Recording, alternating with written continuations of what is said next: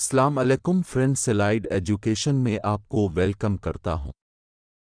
Friend, آج کا جو ہمارا ٹاپک ہے وہ ہم ڈسکس کریں گے 3 جون کے منصوبہ پر۔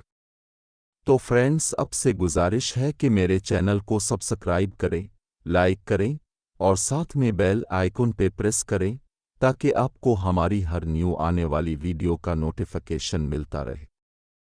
تو دوستو، شروع کرتے ہیں۔ 3 جون کا منصوبہ۔ لارڈ ماؤنٹ بیٹن مارچ 1947 میں ہندوستان کا وائسرائے بنا۔ اس نے انڈیا کو یونائٹڈ رکھنے کی پوری کوشش کی لیکن کوئی فائدہ نہیں ہوا۔ انہوں نے یہ نتیجہ اخذ کیا کہ تقسیم ہند کے سوا ہندوستانی مسائل کا کوئی حل نہیں ہے۔ 3 جون کا منصوبہ اور پاکستان کی تخلیق۔ 3 جون 1947 کو وائسرائے نے دہلی میں کانگریس اور مسلم لیگ کے رہنماؤں کی مشترکہ کانفرنس میں تقسیم کے منصوبے کا اعلان کیا۔ یہ منصوبہ 3 جون پلان کے نام سے جانا گیا۔ منصوبے کے چند اہم نکات درج ذیل تھے۔ ہندوستانی آزادی بل 1947۔ پاکستان کو اقتدار 14 اگست 1947 تک دے دیا جائے گا۔ یہ بل منظور ہوا اور آزادی بل 1947 کے نام سے جانا گیا۔ الگ سیشن۔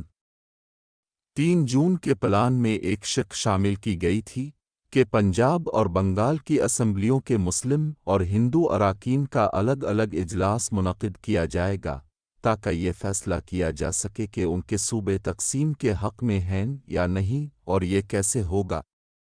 نئی حدود۔ ان صوبوں کی نئی حدود کا فیصلہ ایک کمیشن کرے گا۔ سندھ اسمبلی۔ سندھ اسمبلی صوبے کے مستقبل کا فیصلہ ووٹ کی اکثریت سے کرے گی۔ سندھ اسمبلی نے پاکستان کے حق میں ووٹ دیا۔ شمال مغربی سرحدی صوبہ اور سلہٹ کے لوگ۔ شمال مغربی سرحدی صوبہ اور سلہٹ کے لوگ ریفرنڈم کے ذریعے اپنی حیثیت کا فیصلہ کریں گے۔ شمال مغربی سرحدی صوبہ اور سلہٹ نے بھی پاکستان میں شامل ہونے کا فیصلہ کیا۔ نتیجہ۔ وائسرائے نے 3 جون 1947 کو اس پلان کا اعلان کیا۔ پلان کے مطابق 3 جون 1947 کی بجائے 14 اور 15 اگست 1947 کی درمیانی رات کو اقتدار کی منتقلی کا فیصلہ کیا گیا۔ دوستوں، ویڈیو اچھی لگے تو سبسکرائب کریں، لائک کریں اور ساتھ میں بیل آئیکن پہ پریس ضرور کریں۔